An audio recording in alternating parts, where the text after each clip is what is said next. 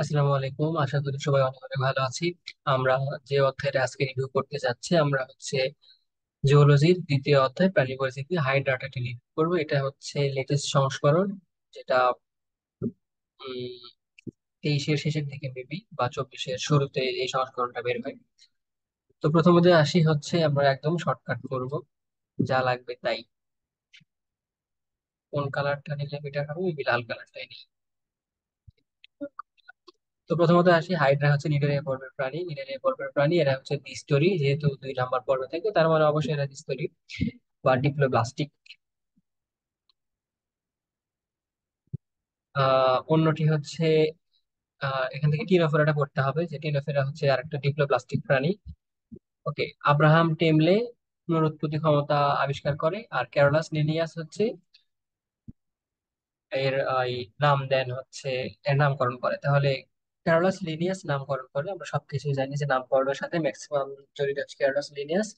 আর এই যে পুনরুৎপত্তি ক্ষমতা, এটা করা হচ্ছে আব্রাহাম ট্রেমলে, বা হাইড্রার আবিষ্কারক হিসেবে বলা যায় হচ্ছে আব্রাহাম ট্রেমলে।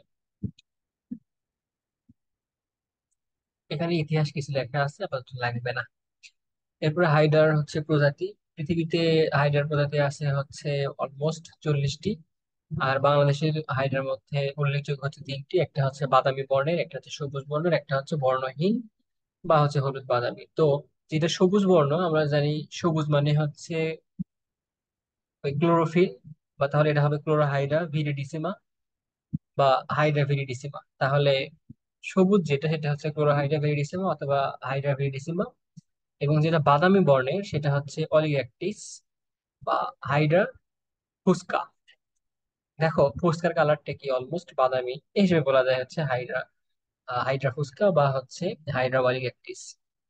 আরেকটা হচ্ছে বর্ণহীন বা হলুদ বাদামি, এটা হচ্ছে হাইড্রা ভালগারিস। এই হচ্ছে প্রজাতি, 3টা প্রজাতি। আর স্বভাব আর বাসস্থান বলতে গেলে, হাইড্রা যেহেতু পানিতে থাকে, তার মানে এরা হচ্ছে মুক্তজীবী। এরা কোথায় থাকে? খাল, বিল, পুকুর, হ্রদ ইত্যাদি থাকে। এদের ম্যাক্সিমাম পাওয়া যায় হচ্ছে স্থির ও শীতল পানিতে। কোন ধরনের পানিতে হয়? স্থির ও শীতল পানিতে। এবার কালার নিতে হবে, যেটা এখানে নাই। কোন কালারটা নেই? সবুজ আছে, এটা আছে, এটা আছে। আচ্ছা, হলুদ কালারটা এখানে নাই। ওকে, কি হলো? তাহলে এরা হচ্ছে স্থির ও শীতল পরিষ্কার পানিতে এদের বেশি পাওয়া যায়।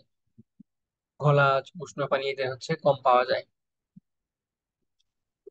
তো যখনই এরা হচ্ছে ক্ষুধার্ত থাকে বা কোনো কিছু সংস্পর্শে আসে, তখন এরা নিজেদের হচ্ছে সংকুচিত করে ফেলে।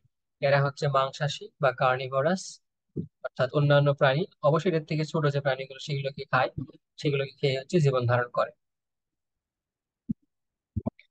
এদের শোষণ আর রেশন সম্পূর্ণ হয় হলো হচ্ছে ব্যাপন প্রক্রিয়ার মাধ্যমে। আর এদের বংশবৃদ্ধি ঘটে হলো মুকুলোদ্গম এবং দ্বিবিভাজনের মাধ্যমে, যেটা হচ্ছে মুকুলোদ্গম অযৌন, আর দ্বিবিভাজনটা অযৌন। আর জনন কোষের মাধ্যমে এদের হচ্ছে কি বলে এটাকে, বংশবৃদ্ধি ঘটে। হাইড্রার হচ্ছে পুনরুৎপত্তি ক্ষমতা প্রচন্ড। মানে হাইড্রা, যেমন ধরো হাইড্রা যেহেতু 2 নাম্বার পর্বের প্রাণী, তার মানে এই পর্বটার সাথে ম্যাক্সিমাম বৈশিষ্ট্য মিলবে হচ্ছে 1 এবং তার আগে। 1 বলতে আমরা বুঝি হলো আহ পরিফেরার আগে ধরো আমরা ধরলাম উদ্ভিদ, উদ্ভিদের পরে জীবজগৎ শুরু, যেটা হচ্ছে মানে যেটা প্রাণ আছে, প্রাণী জগৎটা শুরু। তো তার মানে হাইড্রা যেহেতু উদ্ভিদের কাছাকাছি অলমোস্ট, আর মানুষ থেকে অনেক দূরে, মানুষ হচ্ছে 9 নাম্বার, তার মানে হাইড্রার সাথে উদ্ভিদের কিছু বৈশিষ্ট্য মিলবে। যেমন হাইড্রা হচ্ছে সরল। সরল কেন? মানুষ যদি জটিল হয়, হাইড্রা তো অবশ্যই সরল হবে। এরপরে মানুষ যদি স্থলে বসবাস করে, হাইড্রা বসবাস করবে জলে। এরপরে উদ্ভিদের সাথে মিল কিরকম করে? উদ্ভিদের কোনো অংশ কাটলে সেখান থেকে নতুন করে ডাল পালা বের হয়। একইভাবে হাইড্রার পুনরুৎপত্তি ক্ষমতা, হাইড্রাকে যদি কোনো জায়গায় কেটে ফেলে দেওয়া হয়, সেখান থেকে পুনরুৎপত্তি ঘটে। যেখানে হচ্ছে যে কাজটা কোষ, এক ধরনের কোষ আছে, যে কোষের কারণে এটা হচ্ছে এখান থেকে পুনরুৎপত্তি ক্ষমতা লাভ করে, যেটাকে বলা ইন্টারস্টিশিয়াল কোষ। ইন্টারস্টিশিয়াল কোষ, না না, ভুল বললাম। আচ্ছা, পরে দেখতেছি ওটা। কিন্তু ভুল কেন বলবো? হ্যাঁ, ইন্টারস্টিশিয়াল কোষ। ওকে। তো এই গেল হচ্ছে আহ গেল এটাকে। স্বভাব বাসস্থানটা বললাম, এরপর আছে হাড়ের বাহ্যিক বৈশিষ্ট্য। এদের দেহ নরম, অনেকটা নলাকার। ওই যে নলাকার মানে হচ্ছে গাছ যেহেতু লম্বা, এরা হচ্ছে নলাকার। এটা অনেকটা নরম হবে, কারণ মানুষ এই যে 2 নম্বর বড় প্রাণী তো অবশ্যই নরমই হবে, যেটা হচ্ছে দ্বিস্তরী কেবলমাত্র। এদের দেহ প্রান্ত খোলা, এক প্রান্ত খোলা, মানে ওরাল বা মৌখিক প্রান্তটা হচ্ছে খোলা, মানে মুখ খোলা, অপর প্রান্ত বা যেটাকে বলা হয় বিমৌখিক বা অ্যাব ওরাল। ওরাল আর হচ্ছে অ্যাব ওরাল, এটা হচ্ছে বন্ধ। মানে কিছুটা হচ্ছে তোমার এইরকম, এই যে ধরো এইরকম যে নিচেরটা হচ্ছে বন্ধ আর উপরের এটা হচ্ছে খোলা। আচ্ছা, এটা হচ্ছে অরীয় প্রতিসম বা রেডিয়াল সিমেট্রি, ইংলিশ টার্মটা একটু মনে রাখতে হবে। এরা হচ্ছে 10 থেকে 30 মিলিমিটার পর্যন্ত লম্বা আর 1 মিলিমিটার চওড়া হয়, মানে খুব একটা ছোট। চওড়া যদি কখনো হচ্ছে ল্যাবে যাও, ল্যাবে হচ্ছে এটা দেখতে পারবা। এরপরে হচ্ছে বর্ণ। এরা যেহেতু আহ আমরা প্রথমে জাত নিয়ে কথা বলছি, ওখানে ছিল হলুদ, বাদামি, সবুজ, তো এই কালার গুলোই থাকবে অবশ্যই। বাহ্যিক গঠন, এরা হচ্ছে 3টে অংশে বিভক্ত। একটা হচ্ছে হাইপোস্টোম, এরপর যে দেহকাণ্ড, একটা হচ্ছে পদতল বা চাকতি। তো পদতল বা চাকতি তো আমরা বুঝি পা যেটা তারপর দেহকাণ্ড মানে কাণ্ড, আর হাইপোস্টোম মানে স্টোম মানে হচ্ছে স্টোমাক বা হাইপোস্টোম বুঝি আমরা হচ্ছে উপরে যে মুখটা থাকে সেটা বলা বলা হয় হচ্ছে হাইপোস্টোম। তো হাইপোস্টোম সম্পর্কে এখানে কিছু লেখা আছে। এটি দেহের মুক্ত প্রান্তে অবস্থিত, মশাকৃতি, ছোট এবং সংকোচনশীল প্রসারণশীল অংশ, কারণ মুখ খোলা বন্ধ করতে হবে। তো এর চূড়ায় বৃত্তাকার মুখ ছিদ্র অবস্থিত, এটাই হচ্ছে হাইপোস্টোম। কাজ কি? মুখ ছিদ্র মধ্যে খাদ্য গৃহীত ও অপাচ্য অংশ বহিষ্কৃত করে, মানে এরা মুখ দিয়ে খায়, মুখ দিয়ে হাগু করে। যাই হোক, আর রেচন করে হচ্ছে ব্যাপনের মাধ্যমে, মনে রাখতে হবে রেচন আর শ্বসন কিন্তু করে হচ্ছে ব্যাপনের মাধ্যমে। দেহকাণ্ডে আসি, দেহকাণ্ডে আমরা যে অংশগুলো দেখতে পাবো সেটা হচ্ছে কোর্সিকা পাবো। কোর্সিকা পাবো, এরপরে আমরা শুক্রাশয় পাবো, ডিম্বাশয় পাবো, পরিণত মুকুল পাবো। আর এই যে দেখো এখানে দেখাচ্ছে হাইপোস্টোমটা দেখাচ্ছে, আর উপরে হচ্ছে হাইপোস্টোমের উপরে হচ্ছে মুখ দেখাচ্ছে, আর নিচে হচ্ছে পাদচাকতি। কোর্সিকা গুলো কি জিনিস? কোর্সিকা গুলো হচ্ছে এর ধরো হাত বা পায়ের মতো ব্যবহার করে এটাকে, এগুলো দিয়ে শিকার ধরা, চলাচল, এই কাজটা করে। একই সাথে এরপরে হচ্ছে ডিম্বাশয় আর শুক্রাশয়। শুক্রাশয় থাকে উপরে আর ডিম্বাশয় থাকে হচ্ছে নিচে। শুক্রাশয় থাকে উপরে, ডিম্বাশয় থাকে নিচে। এটা একটু মনে রাখতে হবে, এখানে একটা ট্রিক্স ছিল বাট ট্রিক্সটা আমাদের দেওয়া যাচ্ছে না। মনে রাখো যে ছেলেরা সাধারণভাবে হচ্ছে উপরে থাকে সম্মানের দিক থেকে, মানে বেশি ক্ষেত্রে সম্মানটা ছেলেরা পায়, আর মেয়েরা হচ্ছে সম্মান কম পায়, এরকম আমি বলতে চাচ্ছি না। বাট আপাতত মনে রাখো যে এই ক্ষেত্রে শুক্রাশয়টা থাকে উপরে আর ডিম্বাশয়টা থাকে নিচে। আচ্ছা, এরপরে হচ্ছে এখানে কোশিকাতে থাকে হচ্ছে নিডোপ্লাস্ট বা নেমাটোসিস্ট থাকে। সেটা হচ্ছে এই নেমাটোসিস্ট বা নিডোপ্লাস্ট, বা এখানে হচ্ছে যেই টক্সিক যে পদার্থটা আছে সেই টক্সিক পদার্থ দ্বারা শিকার করার সুবিধা হয়। দেখি কোর্সিকা আমরা পড়ি এখান থেকে, ওগুলো পড়লাম। যে কোর্সিকা, এখানে দেখো দেহকাণ্ড সম্পর্কে বলছে, ওখানে বলছে কোর্সিকা, কোর্সিকা বা হচ্ছে টেন্টাকল। ইংলিশ টার্মটা একটু খেয়াল রাখতে হবে, কোর্সিকা বা টেন্টাকল। ওকে। হাইপোস্টোমের গোড়া চতুর্দিকে 6 থেকে 10টি সংকোচনশীল অপেক্ষাকৃত লম্বা ইয়ে থাকে, কোর্সিকা থাকে, যেটা হচ্ছে সুতার মতো। এবং এদের এই কোষিকা গুলোতে টিউমারের মতো দেখতে পাচ্ছ। এই যে কোষিকা গুলোতে এরা কিন্তু পরিপূর্ণ স্লিম না বা হচ্ছে মসৃণ না, অমসৃণ। টিউমারের মতো নেমাটোসিস্ট ব্যাটারি থাকে, এগুলোকে বলা হয় নেমাটোসিস্ট ব্যাটারি। প্রত্যেকটি ব্যাটারিতে কয়েক ধরনের নেমাটোসিস্ট থাকে। নেমাটোসিস্ট গুলার প্রকারভেদ আছে, আমরা পরে দিই। এর কাজ কি? কোষিকা নেমাটোসিস্ট পারস্পরিক সহযোগিতায় আহার সংগ্রহ, চলন এবং আত্মরক্ষায় বা শিকার দ্বারায় অংশগ্রহণ করে। এবার আসি মুকুল। মুকুল হচ্ছে ধরো আসলে মুকুল কখন সৃষ্টি হয় একটু খেয়াল করো। যখন তোমার দেহে খাদ্য বেশি থাকে, ধরো একটা উদ্ভিদের দেহে মুকুল কখন আসে? ধরো গ্রীষ্মকালে যখন তার হচ্ছে খাদ্য বেশি থাকে তখনই কিন্তু মুকুল আসে। শুধু আম বলো, জাম বলো, লিচু বলো, এই জিনিসগুলো হচ্ছে গ্রীষ্মের একটা মৌসুমী ফল। তো তার মানে এই হাইড্রার ক্ষেত্রেও তাই হবে।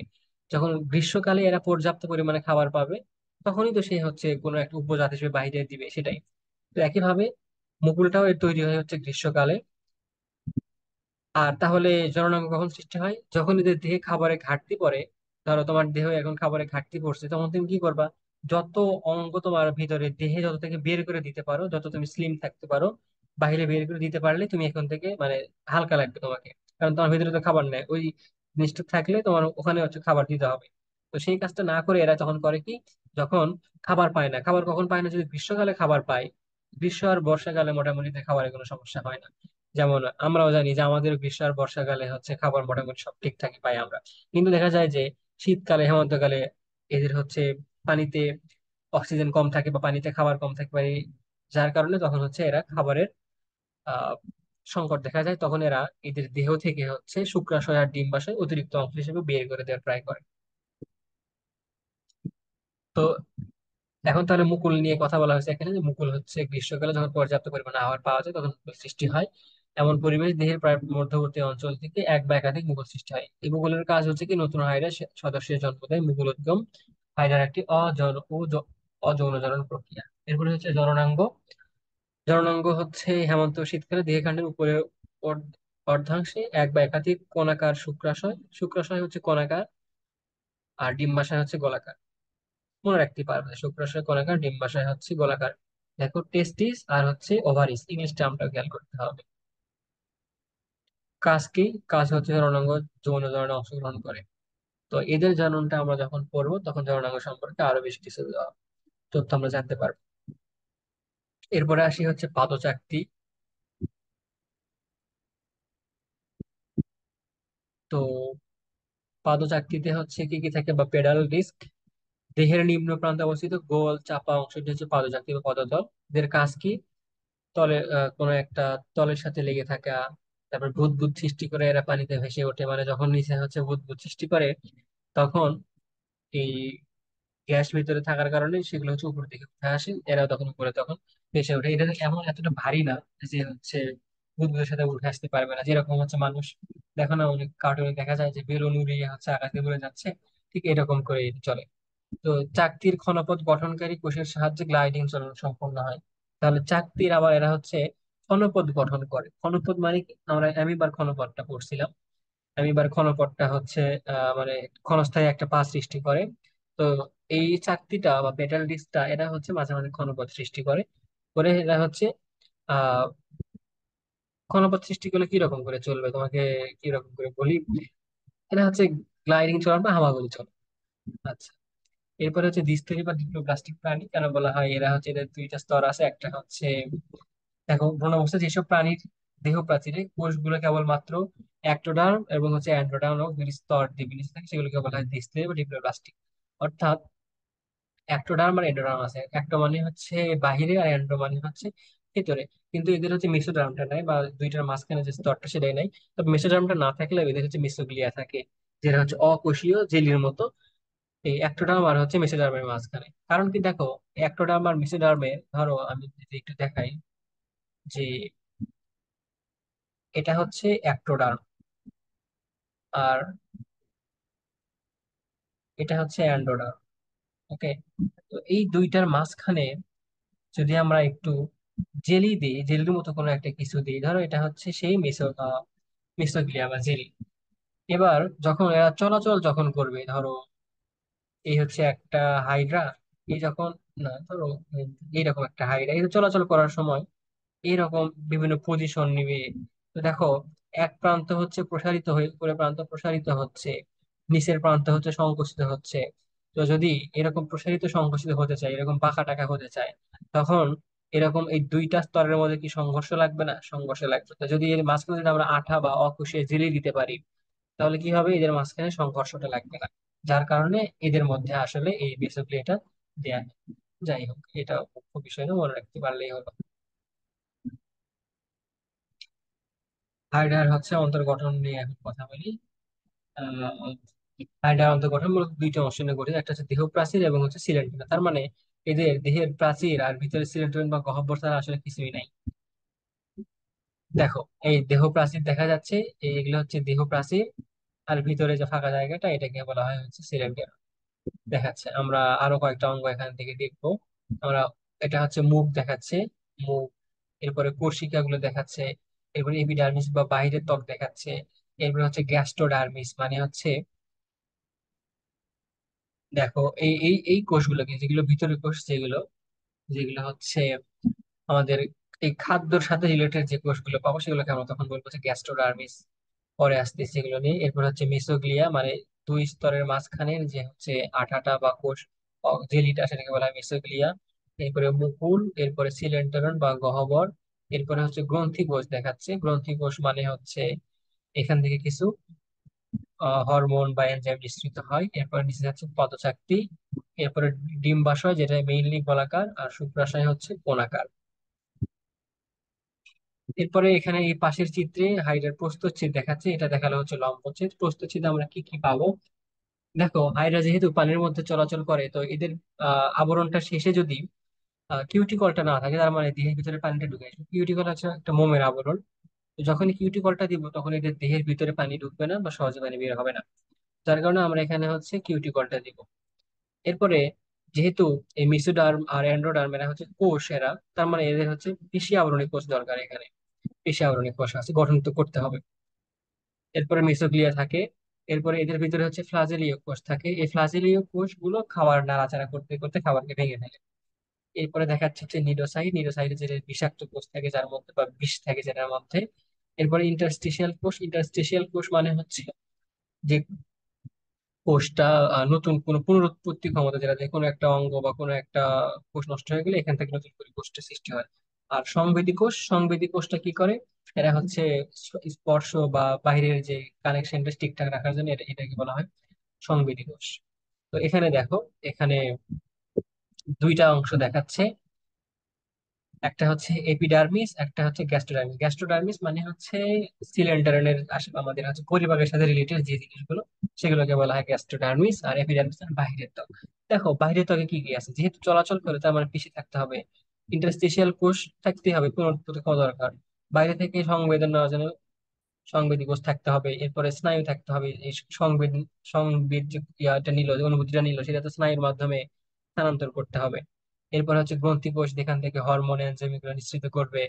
এরপর হচ্ছে জনন কোষ, যে শুক্রাশয় ডিম্বাশয় বাইরে থাকে। এরপর নিডোসাইট মানে হচ্ছে বিষ।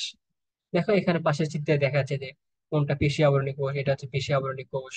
এরপরে এই যে এটা এটা হচ্ছে ইন্টারস্টিশিয়াল কোষ দেখাচ্ছে। এরপরে এটা হচ্ছে সংবেদী কোষ। তারপরে হচ্ছে স্নায়ু কোষ, হচ্ছে এইগুলো দুইটার মাঝখান দিয়ে অলমোস্ট এরা ভাবে আছে, এগুলোকে বলা হয় স্নায়ু কোষ। স্নায়ু কোষগুলো দেখো নিউক্লিয়াস দেখা যাচ্ছে। এরপরে নিডোসাইট বা হচ্ছে নিডোসাইট, কোষ সাইট মানে কোষ। আর এখানে নিডো মানে হচ্ছে বোঝাচ্ছে ওই যে নিডেল, নিডারিয়া পড়বে যেহেতু, যেটা বলা হচ্ছে নিডোসাইট। যাই হোক, এরপর মিসোগ্লিয়া। এরপরে হচ্ছে গ্যাস্ট্রোডার্মিস, বা এদের হচ্ছে অভ্যন্তরে যে জিনিসটা থাকে সেটা নিয়ে। এখন দেখো, এপিডার্মিসে এদের হচ্ছে 60টা কোষ থাকে। আর এন্ডোডার্মিস বা গ্যাস্ট্রোডার্মিসে কোষ থাকে 5টা। এখন দুইটা কোষ থাকে না, কমন চেঞ্জ দিয়ে ভাবো কোন দুইটা কোষ থাকবে না? আচ্ছা বলো তো, এদের দেহের ভিতরে কি নিডোসাইট থাকবে? বাহিরে প্রাণী মারা বা হচ্ছে আহ শিকার করা বা আত্মরক্ষার জন্য এরা হচ্ছে বাহিরে বিষ রাখে। এখন দেহের ভিতরে যদি বিষ রাখে, তাহলে নিজেই তো নিজের ক্ষতি করতে পারবে। যার কারণে এরা হচ্ছে দেহের ভিতরে বিষটা রাখবে না, তার মানে নিউরোসাইট কোষ এখানে থাকবে না গ্যাস্ট্রোডার্মিসে। আবার দেখো, জনন কোষ। এখন জনন কোষ বাহিরে থাকে, জনন কোষ কি ভিতরের জিনিস? এর কি পরিপাকের কোনো সাহায্য করবে? লাগবে না তো এখানে জনন কোষটা ভিতরে। তার মানে গ্যাস্ট্রোডার্মিস বা এন্ডোডার্মিসে হচ্ছে জনন কোষ আর নিউরোসাইট কোষটা থাকে না। এই হচ্ছে এখানে কিছু কথা লেখা আছে। এই দেখো, অ্যামিবয়েড কোষ, আমি যেটা বললাম যে অ্যামিবার মতো হচ্ছে ক্ষণপথ সৃষ্টি করে। এখন নিচে এগুলোর হচ্ছে কিছু বৈশিষ্ট্যগুলো লেখা আছে, যেগুলো থেকে এমসিকিউ বা সিকিউ দিতে পারে। চলো দেখি আমরা একটু পড়ি। দেখো, এগুলোকে পেশি আবরণী কোষ দেখাচ্ছে। আমরা ইয়েলো কালারটা নিই। পেশি আবরণী কোষ। এরপরে হচ্ছে সাইড দিয়ে যে দানা, এগুলো বলা হয় মিউকাস দানা। লিডোসাইট কোষ, এর ভিতরে আবার গহ্বর থাকে। এরপরে হচ্ছে ইন্টারস্টিশিয়াল কোষ দেখাচ্ছে এখানে। কিউটিকল থাকে, যে স্তরটার কারণে হচ্ছে পানি টানির মোমের আবরণ যেটা আর কি। এরপরে হচ্ছে সংবেদী কোষ, যেটা হচ্ছে কি করে? সংবেদী কোষটা হচ্ছে উদ্দীপনা গ্রহণ করে। আর স্নায়ু কোষ কি করে? এই তোমার দেহে কখন কি হচ্ছে না হচ্ছে, এরা সবসময় তথ্যটা বহন করে। এরপরে হচ্ছে মেসোগ্লিয়া থাকে, বা আঠার যে স্তরটা, জেলি স্তর, এবার এটাকে সব মিলে বলা হয় এপিডার্মিস। আচ্ছা, এখন হচ্ছে বৈশিষ্ট্যগুলো লেখা আছে, আমরা দেখি বৈশিষ্ট্যগুলো ট্রাই করি। পেশি আবরণী কোষ বা মাসকুলো এপিথেলিয়াল সেল। এরা যেহেতু পেশি আর আবরণী বা এপিথেলিয়াল কোষ, এপিডার্মিসের অন্যান্য কোষের তুলনায় পেশি আবরণী কোষগুলো আকারে বড় এবং সংখ্যায় অধিক হয়, যেহেতু এরা চলাচল করতে হয়, শিকার ধরতে হয়। অন্যান্য কোষের থেকে এদের কাজটা বেশি, আকারে বড় হতে হয়, সংখ্যা বেশি হতে হয়। কোষগুলো কোণাকার, নাশপাতি আকৃতির এবং এপিডার্মিসের সম্পূর্ণ পুরুত্ব বরাবর মেসোগ্লিয়ার উপর অবস্থান করে। তার মানে এই পুরোটাই হচ্ছে পেশি আবরণী কোষ। এরা হচ্ছে কার উপর অবস্থান করে? মেসোগ্লিয়ার উপর অবস্থান করে। এরা দেখতে কিরকম? কোণাকার বা নাশপাতি আকার। তো এখন যারা নাশপাতি চেনো না তাদের তো নাশপাতি চিন্তা হবে, যারা নাশপাতি কিছুটা হচ্ছে আপেলের মতো, দেখো কিছুটা এটা হচ্ছে আপেল শেপ বা নাশপাতি শেপ, এটা হচ্ছে কোণাকার। ওকে। প্রতিটি কোষে বড় নিউক্লিয়াস থাকে, যেহেতু একটা কোষ তার মানে অবশ্যই নিউক্লিয়াস থাকবে, আর যেহেতু কাজ বেশি করে নিউক্লিয়াসটা বড় হবে। অনেকগুলো গহ্বর থাকে। আদর্শ প্রাণী কোষের উপস্থিত সকল অঙ্গাণুই বর্তমান। তার মানে একটা আদর্শ প্রাণী কোষে যে যে অঙ্গাণু থাকে, এই কোষে সবকিছু বর্তমান থাকে। যেমন এখানে ডিএনএ আছে, আরএনএ আছে, তারপর নিউক্লিওসাইড আছে, নিউক্লিয়াস আছে, রাইবোজোম সবই আছে এখানে। প্রতিটি কোষের বাইরের প্রশস্ত এক সারি গোলাকার মিউকাস দ্বারা থাকে। তাহলে বাইরের দিকে প্রশস্ত এক সারি গোলাকার মিউকাস দ্বারা থাকে। কোষের ভিতরে সরু প্রান্তে দুই পাশে প্রসারিত অভিক্ষেপ দেখা যায়। এদের পেশি লেজ, আহ এদের হচ্ছে পেশি লেজ বা পেশি প্রবর্ধক বলে। তার মানে এদের হচ্ছে পেশি লেজ বা পেশি প্রবর্ধক থাকে। এগুলো হচ্ছে এই যে তোমার রশ্মিগুলো দেখতে পাচ্ছ না, এগুলো হচ্ছে পেশি লেজ বা পেশি প্রবর্ধক। কোর্সিকার কোষগুলো বেশ বড় ও চাপা এবং কয়েকটি করে নিউরোব্লাস্ট পরিস্ফুটনরত নিউরোসাইট গঠন করে। নিউরোব্লাস্ট, ব্লাস্ট মানে হচ্ছে পরিণত, মানে এখনো পরিণত হয়নি, বা পরিস্ফুটনরত মানে চলছে, এরকম একটা অবস্থা বোঝায়। যারা হচ্ছে পেশি আবরণী কোষ, কোষ বিভাজনে অংশগ্রহণ করে। এখান থেকে এই প্রশ্নটা আসতে পারে যে কোন কোষ, হাইড্রা কোন কোষ কোষ বিভাজনে অংশগ্রহণ করে, যেটা হচ্ছে পেশি আবরণী কোষ। এদের কাজ কি? এদের কাজ হচ্ছে দেহ গড়ন দেওয়া, কিউটিকল গঠনে অংশগ্রহণ করা, লিডোস ব্লাস্ট ধারণ করে রাখে, চলন, খাদ্য গ্রহণ, শ্বসন অংশ নেয়, মিউকাস দ্বারা সমৃদ্ধ শ্বসন অংশ নেয়। এরপরে হচ্ছে আবদ্ধ রাখে। তারপরে এদের দেহের হ্রাস বৃদ্ধি ঘটায় পেশি কোষ, এগুলো পারবা। এরপর আসে ইন্টারস্টিশিয়াল কোষ, আহ, যে কোষটা মেইনলি হলো টটিপটেন্সি বা পুনরুৎপত্তি ক্ষমতার জন্য দায়ী। তো এদের হচ্ছে এরা কি পেশাবনের কোষের অন্তর্মুখ সরু প্রান্তের ফাঁকা ফাঁকা এবং গুচ্ছাকারে মিসোগ্লিয়া ঘেঁষে থাকে এইসব কোষ অবস্থান করে। এগুলো গোল ডিম্বাকার, ত্রিকোণাকার, 5 মাইক্রোমিটার ব্যাস এবং হচ্ছে অনেক কিছু লেখা আছে এখানে।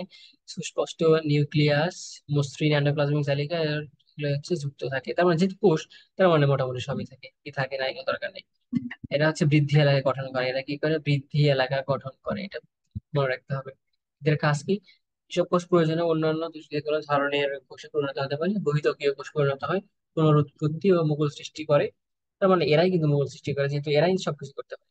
45 দিন অন্তর অন্তর হাইডার দেহের সকল কোষ ইন্টারস্টিশিয়াল কোষ দ্বারা পরিচালিত হয়। তার মানে 45 দিন পর পর এরা হচ্ছে এক্সচেঞ্জ করে, মানে এরা হচ্ছে চেঞ্জ করে দেয় সবগুলো অঙ্গের উপর, নতুন একটা ফর্ম দেয়। যেমন হাতের চামড়া চেঞ্জ হয়ে যায় না আমাদের, সেরকম এদেরও হচ্ছে 45 দিন পর পর এরা এই জিনিসটা চেঞ্জ করতে পারে। এরা হচ্ছে টটিপটেন্ট। কোষগুলোকে বলা হয় টটিপটেন্ট, আর এদের কাজগুলোকে বলা হয় টটিপটেন্সি। এরপর আসে হচ্ছে সংবেদী কোষ। সংবেদী কোষ কি করবে? এগুলো পেশি আবরণী কোষের ফাঁকে ফাঁকে সমকোণে বিক্ষেপিত হতে থাকে। যেহেতু সমকোণে থাকে, সমকোণে কিভাবে থাকে হয়, এই দেখো, এই যে এই যে এরা হচ্ছে সমকোণে আছে, এগুলো সমকোণে আছে না, সমকোণে থাকে। সমকোণে বিক্ষিপ্ত ভাবে ছড়ানো থাকে। কোর্সিকা, হাইপোস্টোম, পদচাকতির চারিদিকে বেশি দেখা যায়। কোথায় বেশি দেখা যায়? কোর্সিকা, হাইপোস্টোম এবং পদচাকতি, এবং হচ্ছে মানে মুখ, কোর্সিকা আর হচ্ছে পদচাকতি। দেহ কাণ্ডে খুব একটা লাগে না, কারণ যেখানে যেখানে অনুভূতির দরকার সেখানে থাকা দরকার নাকি। আচ্ছা, প্রতিটি কোষ লম্বা ও সরু। এর মুক্ত প্রান্ত থেকে সূক্ষ্ম বা সংবেদী রোম, সেন্সরি হেয়ার বের হয়। ওই যে আহ, দেখতেই পাচ্ছ, এই যে সরু অংশ যেটা বের হয়ে যাচ্ছে না, এটাই হচ্ছে সংবেদী রোম। এটি দাগা যায় না, এটা হচ্ছে সংবেদী রোম।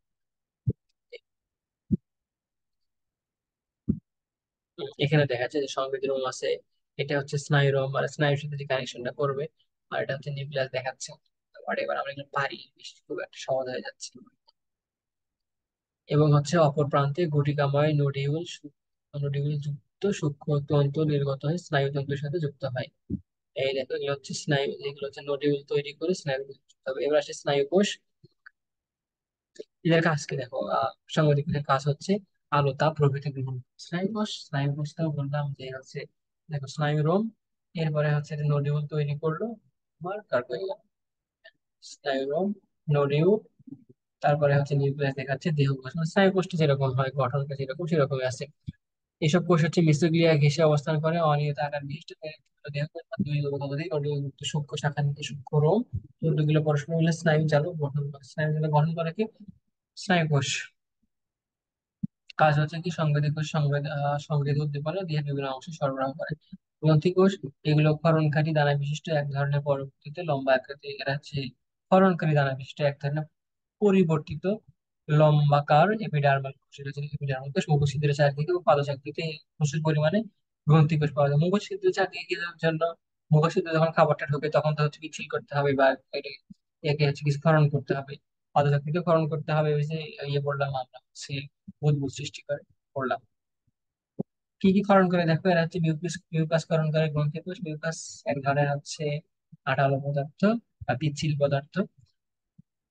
বুদবুদ সৃষ্টি করে ভাষা থেকে মুখছিদ্রের কোষের খাদ্য গ্রহণ বা খাদ্য গলৎকরণে এরা হচ্ছে সাহায্য করে। আর পড়লামই তো আমরা এগুলো। জনন কোষ, এসব কোষ জননাঙ্গে অবস্থান করে। জনন কোষে দুই ধরনের: শুক্রাণু নির্মাণ।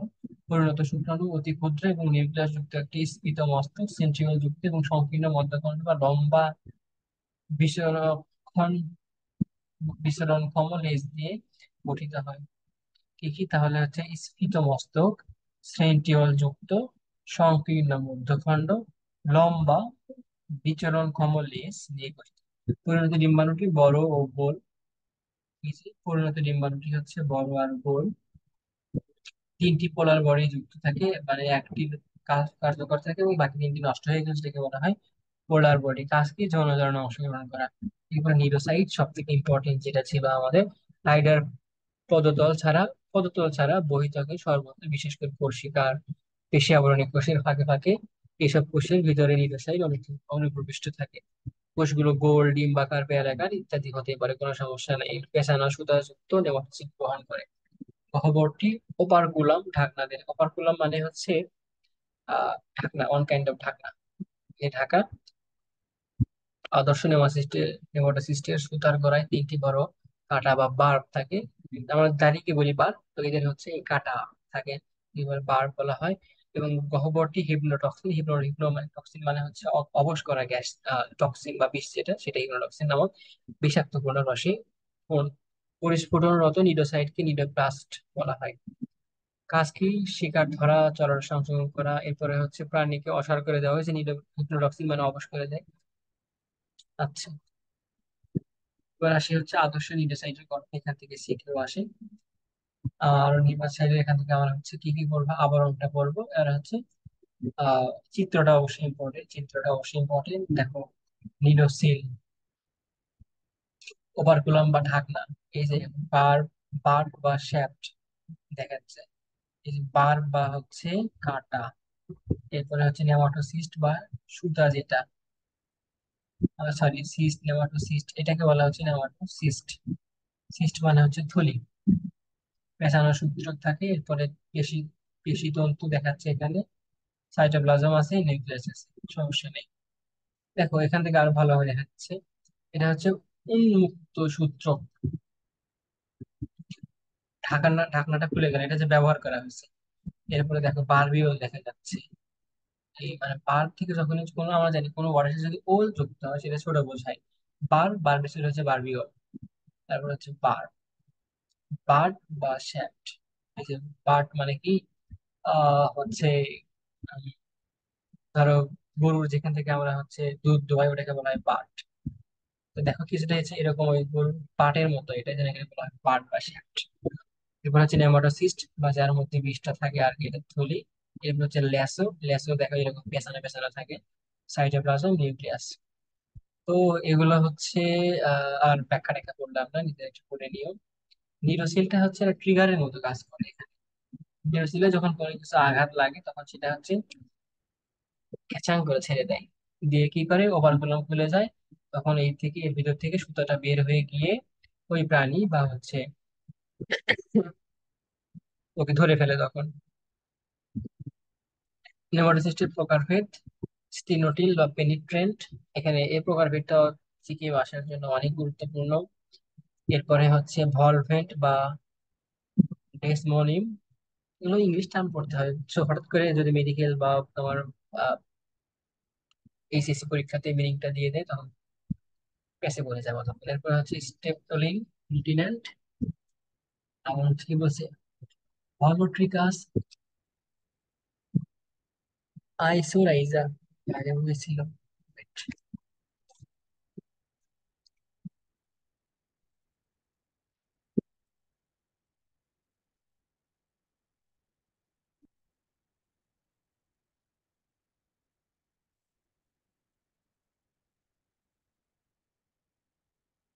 হম, ছিল, করি নাই। এগুলো কিন্তু এখান থেকে হচ্ছে মেডিকেলের প্রশ্ন আসে, তো যেগুলো ইংলিশ টার্মগুলো একটু খেয়াল করতে হবে। তো দেখো আমি সম্ভব যত শর্টকাটে বলা যায় বলে দিই। স্টেনোটিল বা পেনিট্রেন্ট, এরা কি করে দেখো, এরা হাইড্রা ধরে এমনসিস্টের মধ্যে, এগুলো হচ্ছে বৃহত্তম স্টেনোটিল বা হচ্ছে পেনিট্রেন্ট। এরা, এদের হচ্ছে সূত্রক লম্বা, ফাঁপা শীর্ষ উন্মুক্ত।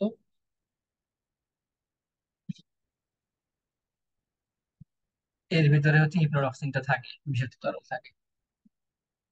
এরাই হচ্ছে হিপনোটক্সিন ওই এর শরীরে প্রবেশ করে দেয়, শিকারের শরীরে হচ্ছে প্রবেশ করে দেয়, দিয়ে অজ্ঞান করে বা অবশ করে। এরপরে হচ্ছে ভলভেন্ট। দেখো, এখান থেকে ব্যাখ্যা করতে পারবো। স্টিনোটিল, এই যে এরকম লম্বা সুতা যেটা বের হয়ে যায় এটা বলা হয় স্টিনোটিল। ওকে, হ্যাঁ তা গান যায় নাকি, এটা হচ্ছে স্টিনোটিল। এরপর হচ্ছে ভলভেন্ট। ভলভেন্ট মানে হচ্ছে পেঁচানো, এই এরকম এরকম এরকম স্প্রিং এর মতো পেঁচানো থাকে। স্ট্রেপটোলিন, গ্লুটিন্যান্ট, এরা হচ্ছে কাঁটাযুক্ত। আর হচ্ছে স্টেরিওলিন, গ্লুটিন্যান্ট, এরা হচ্ছে কাঁটাবিহীন। তো ভলভেন্টের কাজ কি? ভলভেন্টের কাজ হচ্ছে শিকারকে পিছিয়ে ধরা। আর স্ট্রেপটোলিন, গ্লুটিন্যান্ট, এদের কাজ হচ্ছে রসক্ষরণ করা, শিকারকে আটকে রাখতে, কারণ এই কাঠের সাথে যেন শিকারটা আটকে থাকে সেই কাজটা করা। এরপরে হচ্ছে আহ স্টেরিওলিন, গ্লুটিন্যান্ট, এদের কাজ কি? এদের কাজ হচ্ছে শিকারকে আটকে রাখা আর আঠারো রসক্ষরণ করা। নিক্ষেপণের কৌশল দেখানো হয়েছে এখানে। 1 নাম্বার এরা দেখাচ্ছে 1, এরপরে হচ্ছে 2, এরপরে হচ্ছে 3। করে নিবা এটা। থলির ভিতরে পলি গামা গ্লুটিন্যান্ট, পলি গামা গ্লুটিন্যান্ট নামক রাসায়নিক পদার্থ গঠিত হয়। এখান থেকে নিডোসাইট আর হচ্ছে নেমাটোসিস্টের পার্থক্য দেখাইছে। করে নিও। গ্যাস্ট্রোডার্মিস বা অন্তত্বকের কোষ, গ্যাস্ট্রোডার্মিস বা অন্তত্বকের কোষ কিরকম হয় আমরা পড়ে দিচ্ছি অলরেডি। এখান থেকে তোমরা চাইলে পড়ে নিতে পারো। কি কি আছে, ওগুলোই আছে, ওগুলোই আছে। বৈশিষ্ট্যগুলো একটু করে নিবা। এখান থেকে 4টা পড়বে, ডায়াবেটিস আর গ্যাস্ট্রাইটিস পার্থক্যটা আছে, এটা সিকিউর আসতে পারে। এরপর হচ্ছে মিসোগ্লিয়াটা, এখান থেকে পড়লে ভালো, বলে দিছে এগুলো আসে। পরে হচ্ছে পরিপাক, সংবহন, গ্যাস্ট্রোভাস্কুলার, গহ্বর মানে হচ্ছে এখানে সিলিন্ডারটা দেখাচ্ছে আর কি। এই দেখো এর মুখ দেখাচ্ছে, সিলিন্ডার বা গহ্বর দেখাচ্ছে। তাই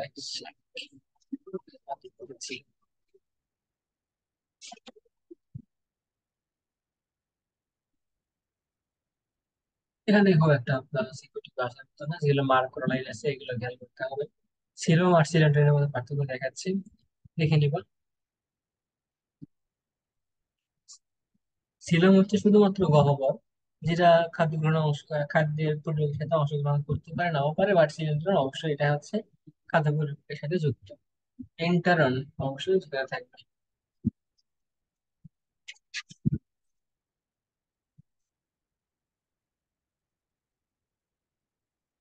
এর 4টা আছে, 4 থেকে কোষগুলোর কাজ বা মার্ক করা যে লাইন গুলো আছে এগুলো হচ্ছে করতে হবে। করে নিবেন আশা করি। খাদ্য গ্রহণ ও পরিপাক্রিয়া, দেখো খাদ্য চলতেছে বেশি করার মতো আসলে। বহিঃকোষীয় পরিপাক, অন্তঃকোষীয় পরিপাক। বহিঃকোষীয় পরিপাক মানে সিলিন্ডার যেগুলো হবে, আর অন্তঃকোষীয় মানে যেগুলো কোষের ভিতরে হবে। হুম, চার্ট করতে হবে। তারপরে হচ্ছে হাইড্রা চলন, এখান থেকে সিকিউ অবশ্যই আসবে। হাইড্রা চলন গুলো থেকে এমসিকিউ আসে, সেটা হচ্ছে বোর্ড পরীক্ষায় হোক বা মেডিকেল পরীক্ষা বা যে কোনো অ্যাডমিশন পরীক্ষায় হোক। লুপিং বা হচ্ছে হামাগুড়ি,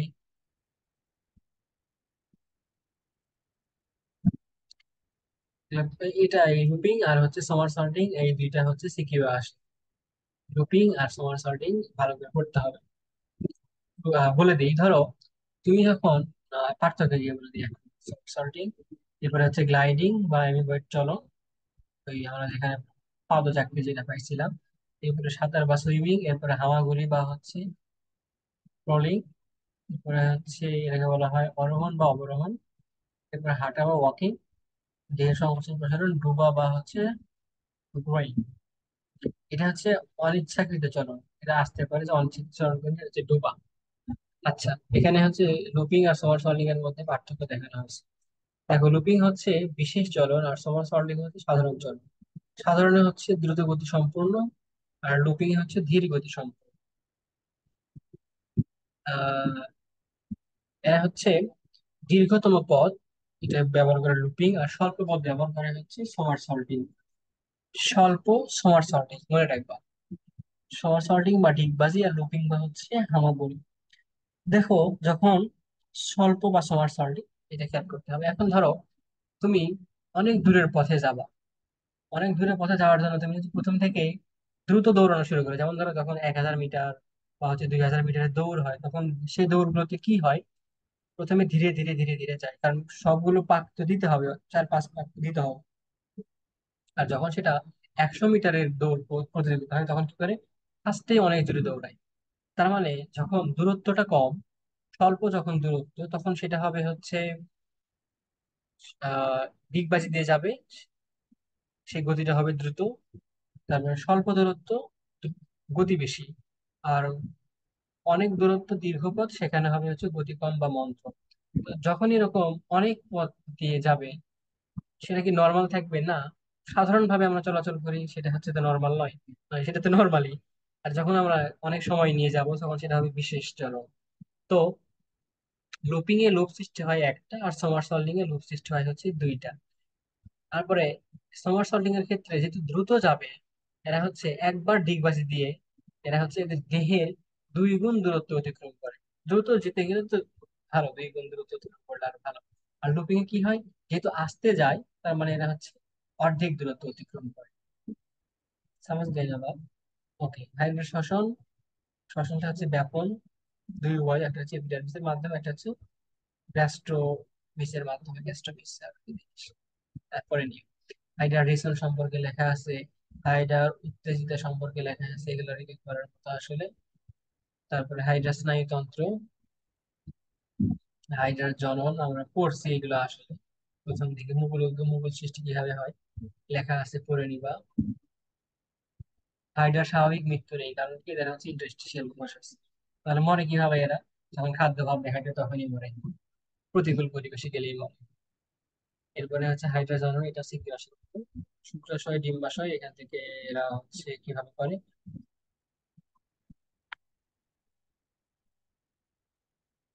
খেয়াল করতে হবে যে মানুষ 9 নাম্বার পর্বের হচ্ছে এক লিঙ্গের প্রাণী, আর তাহলে হাইড্রা 2 নাম্বার হয়, এরা এক লিঙ্গি বা উভলিঙ্গি দুইটাই হতে পারে। উভলিঙ্গি রকম করে, শুক্রাশয় ডিম্বাশয় একই দেহে অংশগ্রহণ, একই দেহে উৎপন্ন হয়, তবে একই সময়ে নয়। খেয়াল রাখতে হবে, শুক্রাশয় ডিম্বাশয় একই দেহে উৎপত্তি হতে পারে, বাট সেটা একই সময়ে নয়। আবার মাঝে মাঝে শুক্রাশয় বা ডিম্বাশয় আলাদা করে উৎপত্তি হয়, ভিন্ন ভিন্ন দেহে হতে পারে। ওকে,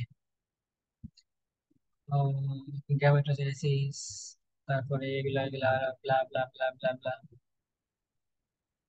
এটাও গুরুত্বপূর্ণ, ফার্টিলাইজেশন বা হচ্ছে ডিসে। দেখি আমরা পরবর্তীতে পরে ট্রাই করি। পরিস্ফুটন আছে, পরিস্ফুটন, তারপরে হচ্ছে হাইড্রার যৌন জলের পরিস্ফুটনের প্রবাহ চিত্র। এটা থেকে এমসিকিউ আসার মতো অবশ্যই। হাইড্রার পুনরুৎপত্তি, এটাও হচ্ছে সিকিউ আসে, এখানেও থেকে সিকিউ আসে। কি হয় পুনরুৎপত্তি ঘটে, একটু খেয়াল করতে হবে, রিডিং করতে হবে এগুলো আসলে।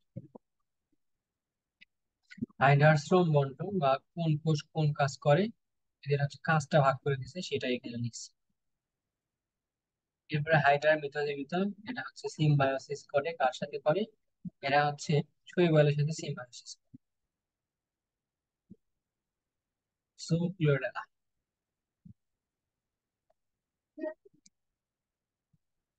তো এটা খ নাম্বারে আসে, হাইড্রাকে কেন হচ্ছে নিরারী বর্মিক প্রাণী বলা হয়।